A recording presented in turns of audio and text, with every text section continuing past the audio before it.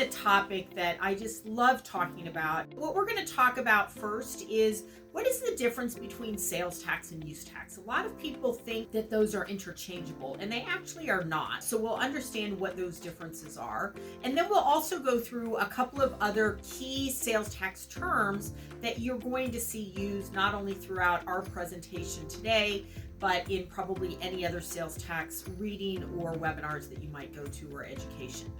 Next, we'll tackle Nexus, and that is the concept of when does a business have sufficient presence in a state such that it is required to collect or comply with the state's law.